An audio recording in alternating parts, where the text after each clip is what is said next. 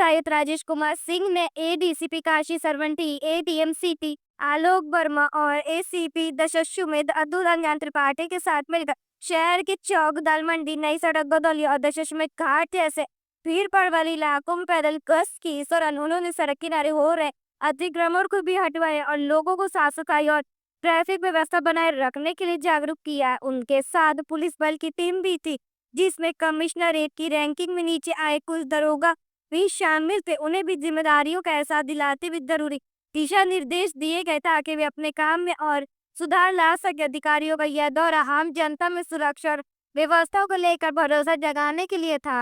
आज सर्कल दशाश्वमेध क्षेत्र में ये देवी तालाब, मदनपुरा, गदौलिया, गेट नंबर 4, दाल मंडी होते हुए ये पूरा एरिया में फुट पेट्रोलिंग किया गया था। और जो 3 दिवसीय ट्रेनिंग जो सब इंस्पेक्टर्स के दिया जा रहा है, उनमें से 45 सब इंस्पेक्टर्स आज फुट पेट्रोलिंग में शामिल हुए थे और इनको यहाँ से घाट की तरफ भी गश्त के लिए ले गए हैं। और ये रास्ते में जो भी दुकानदार सड़क में अतिक्रमण किए, इनको हिदायत भी दिया गया है कि अतिक्रमण ना करें, अन्यथा उनके विरुद्ध वैधानिक कार्रवाई किया जाएगा। और ये फुट पेट्रोलिंग दौरान अपना एडिशनल कमिश्नर क्राइम महोदय के नेतृत्व में फुट पेट्रोलिंग चलाया गया है आज। और साथ ही साथ एसीपी दशाश्वमेध और स्थानीय पुलिस लोग उपस्थित थे। जैसे 180 सब इंस्पेक्टर को नियुक्त किया गया था हर क्षेत्रों में, हर डिस्ट्रिक्टों पे, हर सेक्टरों में। ये पूरा जनपद में जो अप्रैल 2025 से जो रैंकिंग सिस्टम चल रहा है, उसमें से जो कम परफॉर्मेंस किए सब इंस्पेक्टर्स, 180 सब इंस्पेक्टर्स को चिन्हित किया गया था। उनको 3 दिवसीय ट्रेनिंग के लिए पुलिस लाइन्स में अटैच किया गया था और उनका ट्रेनिंग का पहला दिन है आज। और इनको ये विभिन्न नए कानून और विभिन्न पुलिस प्राथमिकता के ऊपर ट्रेनिंग दिया गया और साथ ही साथ जो शासन की प्राथमिकता है IGRS, उसमें भी ट्रेनिंग दिया गया है। खाली ये दशाश्वमेध सर्किल मिली कि और कोई मिली है? ये दशाश्वमेध सर्किल, बेलूपुर सर्किल और चेतगंज सर्किल में फुट पेट्रोलिंग के लिए यूज़ किया जाएगा। और साथ ही साथ सभी के लिए ये रेगुलर टाइम टेबल भी बनाया गया। ट्रेनिंग शेड्यूल के हिसाब से सबको ट्रेनिंग दिया जा रहा है। ग्राम सभा इटली में मनरेगा के तहत फर्जी हाजिरी लगा के सरकारी पैसे की बंदरबाट हो रही है। गांव के प्रधान चंद्र प्रकाश, सचिव विनोद कुमार और पंचायत सहायक पर आरोप है कि 30 मजदूरों की फर्जी हाजिरी लगा के बांध निर्माण का काम दिखाया जा रहा है। जब पत्रकार मौके पहुंचे तो सिर्फ 10 से 12 मजदूर काम करते दिखे। ग्रामीणों ने भी बताया कि सिर्फ 15 लोग ही पिछले 10 दिनों से काम कर रहे। प्रधान ने गोलमाल जवाब दिया और सचिव तो बात करने को भी तैयार नहीं हुए। जहाँ एक और योगी सरकार गांव के विकास में जुटी है, वहीं दूसरी ओर कुछ अधिकारी सरकारी पैसे का दुरुपयोग कर रहे हैं। अब देखना यह है कि जिलाधिकारी इस पर क्या कार्रवाई करते हैं। आपका कौशल्या, आपके पति क्या नाम है? रिंकू, ग्राम सभा क्या लगती है? इटैली। इसमें मनरेगा में आप काम करती हैं? हाँ, सब कई दिन से काम चल रहा है? शायद 10 तारीख से। 10 से कि 9 से? नहीं 10 शायद। 10 तारीख से। कई लेबर काम कर रहे हैं, जानकारी है आपको? इतना तो याद ना। आज कई लेबर काम किए हैं लगभग? कई लेबर ना गिरा लोग 5-7 जो। हाँ तो साहब हमने डाली है तो पर हमने कितना रहने बताया? तब 10-15 जने रहना है। अच्छा, और कल कितने थे? अब कल तो ढेर रहना है ना लगभग? हाँ, कल 20 जने के लगभग रहना, कल भी। अच्छा, आज हो गई 18 तारीख। हाँ, 18 को आज लगभग 10-15 लेबर रहे हैं। कल 20 के आसपास रहे हैं, 17 को। और 14-15 तारीख को 42 आदमी रहना ना। हाँ, करीब 11 तारीख के 42 आदमी रहना। 11 को 42 लेबर हाँ, और 30 लेबर की हाजिरी लगी है। अब जाओ ना। हाँ हाँ, ठीक है। तो और परसों नरसों लगभग कितना लेबर रहे होंगे? अब परसों नरसों जम रहा हूँ। अब लगभग कुछ बता नहीं पाएंगे आप? अब साहब हम लोग अपन काम करें, हमने अब वो प्रधान के काम है ना। 8-10 लगभग रहे होंगे। आप हैं जैसे लगभग 8-10 लगभग रहे होंगे। हाँ, 10 लोग 15 से कम ना। हाँ हाँ, 15-16 मान ले रहे हैं। हाँ। लगभग 20 के आसपास हो जाएंगे ना। हाँ, चलिए ठीक है।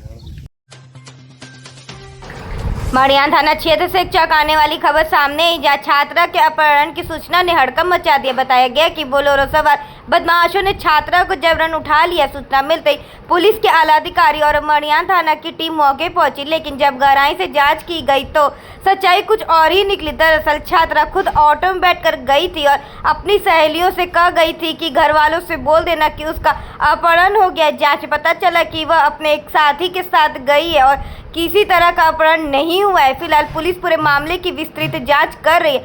मौके पर कानून व्यवस्था पूरी तरह सामान्य है। आज दिन में यूपी 112 से सूचना प्राप्त हुई कि एक स्कूल के पास से एक छात्रा का बोलेरो पर सवार बदमाशों द्वारा अपहरण कर लिया गया है। इस सूचना पर तत्काल पुलिस द्वारा मौके पहुंचकर छानबीन की गई तो पाया गया कि जो छात्रा है वो स्वयं ऑटो में बैठ के गई है और अपनी सहेलियों से बोल गई थी कि घर में बता देना कि मेरा अपहरण हो गया है और बोलेरो मुझे अपहरण कर ले गए हैं। पता चला है कि उसका एक साथी है और उसके साथ ही वो छात्रा गई है, अपहरण नहीं हुआ है। पुलिस द्वारा जांच की जा रही है, मौके शांति व्यवस्था बनी हुई है।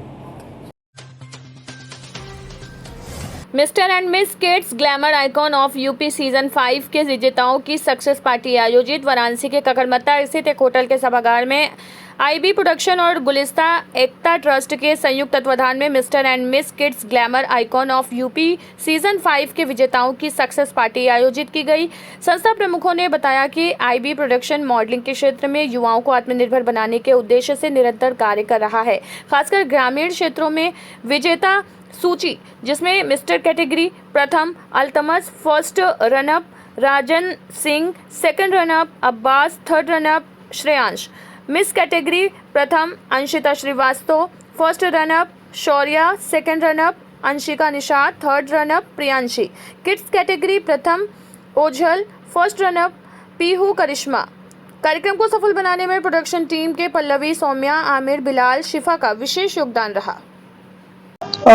मुझे सबसे पहले मुझे तो खुशी हो रही है इस बात को लेके कि बहुत लोग ये सोच रहे थे कि इवेंट सक्सेस नहीं होगा और मेरा इवेंट बहुत ग्रैंड गया और मैं कोशिश करूंगा जितने भी हमारे मॉडल से मेरे जितना हो सकेगा मैं अपने जितने भी मॉडल थे सबको अपने सपोर्ट दूंगा।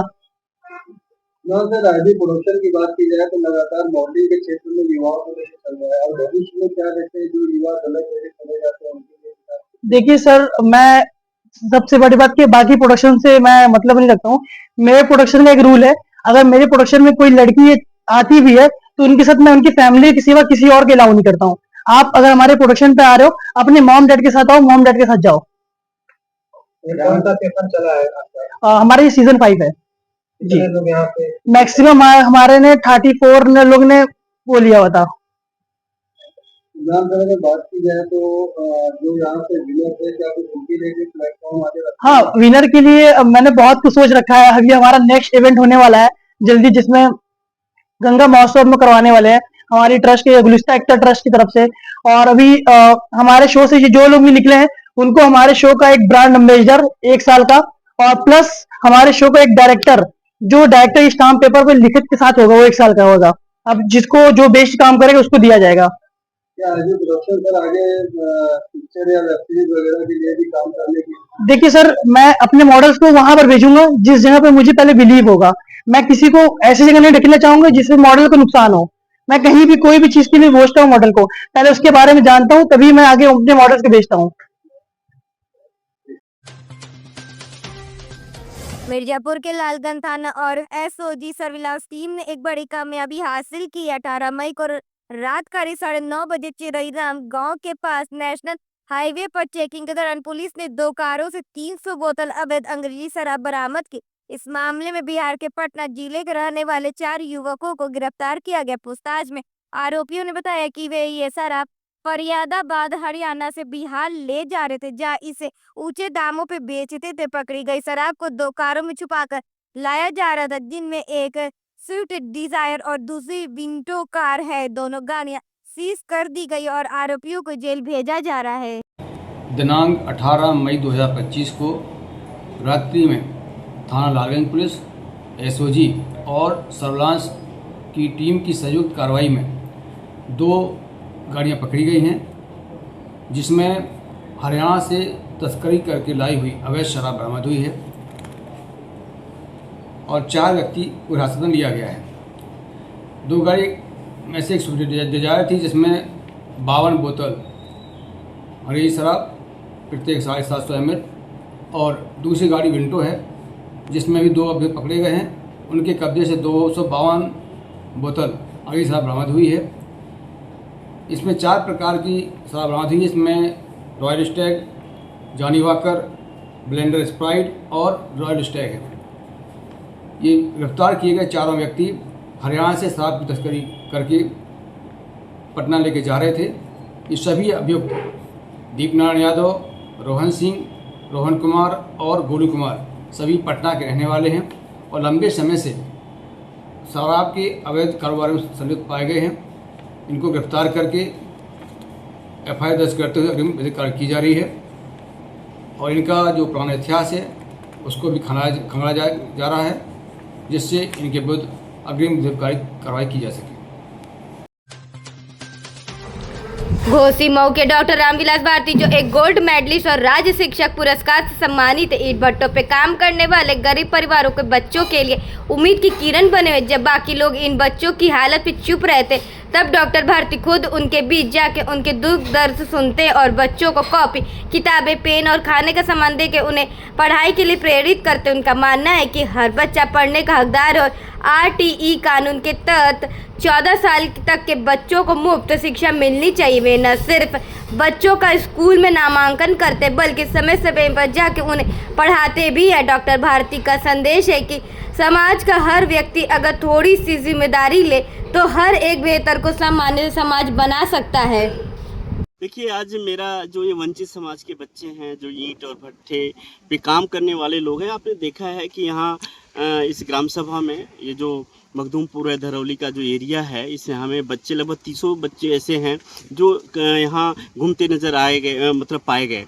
तो मेरा अपना ये मानना है कि हम एक एज ए शिक्षक की जिम्मेदारी के तौर पे एक सामाजिक नागरिक, एक बेहतर नागरिक बनने की दिशा में जो है कि एक कितना अच्छा काम किया जा सकता है इन बच्चों के जीवन को लेकर के। आपने इनके चेहरे को देखा, इसमें कितना शानदार इसमें प्रतिभा दिख रही है, लेकिन उसके बावजूद भी ये बच्चे यहाँ एक आर्थिक अभाव की स्थिति कह लीजिए, कमजोरी की वजह से जो ये बच्चे स्कूलों तक नहीं जा पा रहे हैं। मेरा अपना मानना है कि कम से कम इन बच्चों के लिए जितना भी हमारी क्षमता है हम इनके लिए कर सकें, कॉपी पेन से लगाए, जो भी हम व्यवस्था कर पा रहे हैं हम इनको करने की कोशिश कर रहे हैं। जो आर्थिक रूप से कमज़ोर है, वंचित समाज हैं अथवा जो पिछड़े समाज हैं, जो सामाजिक रूप से अगर देखा जाए तो इन सारे बच्चों के लिए हमारा एक अपना प्रयास है कि इन बच्चों के सुख दुख में अगर सहयोग कर पाते हैं, इन बच्चों को भी अगर शिक्षा के मुख्य धारा से अगर हम जोड़ पाते हैं तो मुझे लगता है कि एक शिक्षक की भूमिका हमारी महत्वपूर्ण होगी। एक सामाजिक जो हमारे दायित्व हैं एक बेहतर वो कर सकता हूँ। तो मुझे लगता है कि इसी दिशा में मैंने एक प्रयास किया। RTE भी कहता है कि कम से कम 14 साल के बच्चों को जो है निःशुल्क शिक्षा देना है। तो ये बच्चे जो ऐसे जो भट्ठे पे दिख रहे हैं, जो वंचित समाज के हैं, जिनका अपना कोई ठिकाना नहीं है, लेकिन इन बच्चों के लिए भी इनके कॉपी पेन और जो भी इनकी सामग्री हम दे पा रहे हैं, जाकि ये बच्चे एक शिक्षा प्राप्त करके एक बेहतर समाज की दिशा में इनके भी अपने सपने बढ़ सकें। इनके सपने ही मुझे लगता है कि छीन लिए गए। ये सपने नहीं देख पा रहे, इनके सपने एक ईंट भट्ठे से ऊपर का नहीं हो पा रहा है, इसी इनकी बाहर की दुनिया नहीं हो पा रही है। तो मैं एज ए यहाँ आकर के मैं कोशिश कर रहा हूँ कि हर महीने आकर के या जितना भी समय हम दे पाएँ इन बच्चों के बीच आकर के इनकी गार्जियन से मिल कर के कोशिश करें कि इन्हें जागरूक किया जा सके और ये बच्चे कम से कम शिक्षा प्राप्त करके इनके भी सपने बड़े हो सकें और ये सपने भी सोचें कि हम इस देश के एक बड़े नागरिक के बन सकते हैं, बड़े पदों पे जा सकते हैं, IAS बन सकते हैं, PCS बन सकते हैं, एक अच्छा राजनेता बन सकते हैं, एक अच्छा नागरिक बन सकते हैं। इन्हीं सपनों को दिखाने की दिशा में मैंने एक छोटा सा ये प्रयास जितना हो सकता है मैंने कोशिश किया है। BHU के वाराणसी में 19 मई को एक जागरूकता शिविर लगाया गया। ये शिविर IBD नाम की बीमारी के बारे में लोगों को जानकारी देने के लिए किया गया। IBD यानी इम्प्लीमेंट्री बाउल डिसीज, जो पेट और आंतों से जुड़ी होती है। इसमें लोगों को पेट दर्द, बार बार टॉयलेट जाना, भूख ना लगना, कमजोरी और वजन घटने जैसी दिक्कत होती है। डॉक्टर देवेश यादव ने बताया कि ये बीमारी पूरी तरह ठीक तो नहीं होती, लेकिन दवाई, सही खाना और आराम से रहने से इसे कंट्रोल किया जा सकता है। BHU में अब इस बीमारी का इलाज मल प्रत्यारोपण से किया जा रहा है, जो बिल्कुल फ्री है। जो लोग स्वस्थ हैं वो अपना मल दान करके मरीजों की मदद कर सकते। इस शिविर में करीब 300 मरीज और उनके परिवार वाले आए। उन्होंने बताया कि कैसे तनाव कम करे, क्या खाना खाए और कब कब जांच करवानी चाहिए। सबको एक किताब भी दी गई जिसमें जरूरी बातें और हेल्पलाइन नंबर लिखे थे ताकि उन्हें आगे भी मदद मिलती रहे। मैं doctor Vinod Kumar, assistant professor department of gastroenterology में कार्यरत हूँ। ये आईबीडी इन्फ्लेमेटरी बाउल डिजीज एक बीमारी होती है जिसमें आंतों में, बड़ी आंत और छोटे आंतों में छाले हो जाते हैं और उनसे ब्लड का स्राव या पेट में दर्द होता है। उसकी जागरूकता के लिए हम लोग आईबीडी डे मनाते हैं, आईबीडी दिवस 19 तारीख को, 19 महीने, तो वही आज मनाया जा रहा है।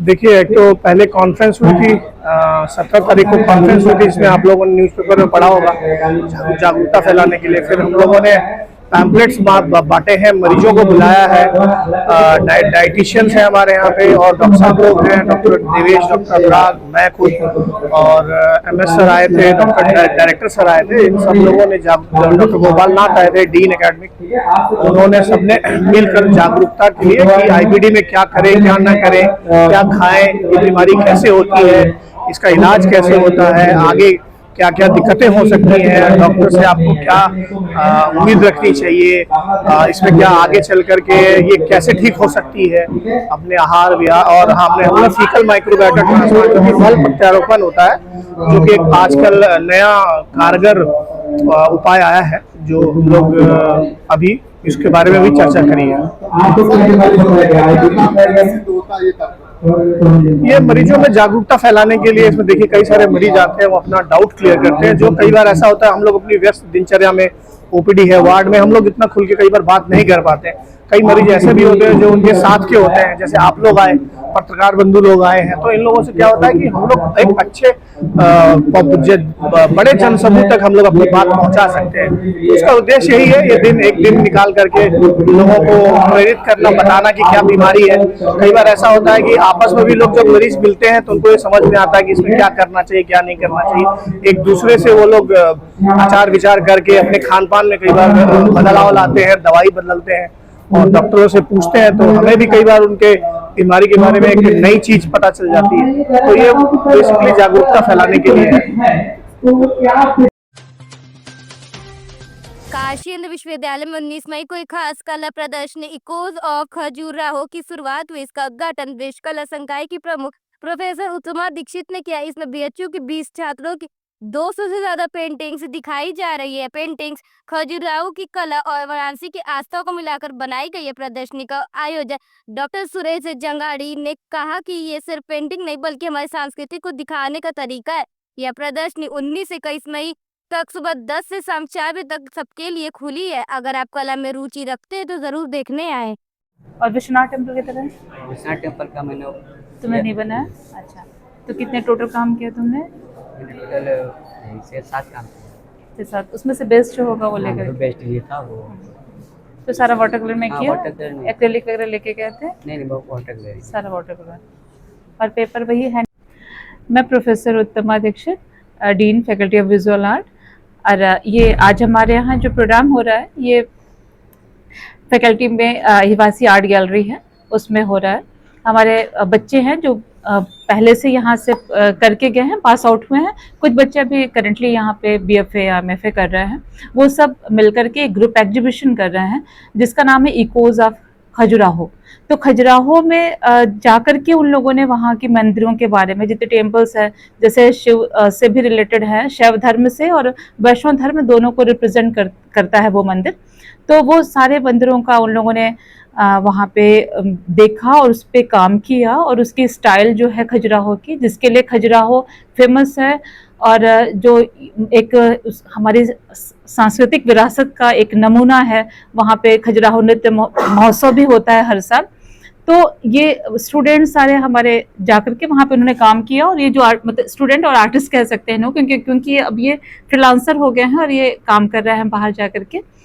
तो ये इनकी ये एक तरह से ट्रैवलिंग आर्ट एग्जीबिशन ये करते रहते हैं। पहले अभी इन्होंने यहाँ किया है, हो सकता है फ्यूचर में ये कहीं और का भी प्लान करें। और इनकी जो कलावृत नाम से इनका एक ग्रुप है जो कि इनका चाहते हैं वो कि वो हर जगह जाएं जहाँ भी इस तरह की सांस्कृतिक विरासत है, उस हर सिटी में जाएं, क्योंकि ये बनारस भी शिव की नगरी है और खजुराहो में भी शिव का कंदरिया महादेव मंदिर है और विश्वनाथ मंदिर है। तो ये दोनों का कनेक्शन है। दोनों को कनेक्टेड करते हुए यहाँ पे लगभग 20 छात्र हैं। ये पूर्व छात्र भी हैं और करंटली भी यहाँ पे वर्क कर रहे हैं। इनकी लगभग 200 पेंटिंग्स हैं और अलग अलग मीडियम्स में है, एक्रेलिक में है, ऑयल कलर में होंगी और उस पेपर पे है।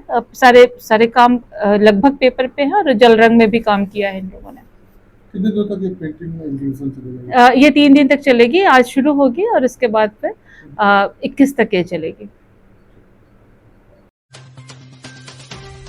रानीपुर में एक बड़ा हादसा होते होते बच गए। पूर्वांचल एक्सप्रेस वे पर भूसवा के पास पटना से बरेली जा रही एक ट्रक अचानक अनियंत्रित होकर डिवाइडर पर चढ़ गई। ट्रक में पेपर रोल लदा था और उसमें ड्राइवर अली हसन और हेल्पर फैजान सवार थे। जब ट्रक 2074.7 माइलस्टोन के पास पहुंची तभी आगे चल रहे एक ट्रेलर ने अचानक ब्रेक लगा दी। ड्राइवर को अचानक ब्रेक लगाने की उम्मीद नहीं थी, जिससे ट्रक का बैलेंस बिगड़ गया और वह डिवाइडर पर चढ़ गई। अच्छी बात यह रही कि ट्रक पलटी नहीं और न ही किसी को चोट लगी। दोनों लोग पूरी तरह से सुरक्षित है। हादसे की खबर मिलते यूपीडिया की टीम तुरंत मौके पहुंच गई। ड्राइवर ने बताया कि अगर सामने वाला ट्रेलर संभल कर ब्रेक लगाता तो यह सब नहीं होता।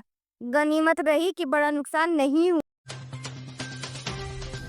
गाजीपुर में भारतीय जनता पार्टी महिला मोर्चा की तरफ से सोमवार को एक अनोखी और जोश से भरी यात्रा निकाली गई। नाम था सिंदूर शौर्य तिरंगा यात्रा। इस यात्रा का मकसद था हमारे वीर सैनिकों के शौर्य और बलिदान को सलाम करना। महिला मोर्चा की अध्यक्ष साधना राय के नेतृत्व में सैकड़ों महिलाएं हाथों में तिरंगा लेकर भारत माता की जय और हम भारत की नारी है, फूल नहीं चिंगारी है जैसे नारे लगाती सड़कों पे उतरी। खास बात यह रही कि इस यात्रा में तुर्की और पाकिस्तान के प्रतीकात्मक अर्थी निकाली गई और लंका मैदान में ले जाकर उन पर चप्पल और ईंटों से प्रहार कर उन्हें दफनाया गया। यह संदेश था कि अब भारत अब आतंक का जवाब चुपचाप नहीं खुलकर देगा। इस मौके पर राज्यसभा सांसद संगीता बलवंत ने कहा कि भारत अब बदल चुका है, अब हम घर में घुस कर जवाब देते हैं। उन्होंने यह भी कहा कि देश की बहादुर बेटियां भी अब देश की रक्षा में पीछे नहीं है। इस यात्रा में महिलाओं का जोश, सैनिकों के प्रति सम्मान और दुश्मनों के लिए गुस्सा साफ झलक रहा था। और वो उनके भाषण के बाद हम लोग इनको दफनाएंगे।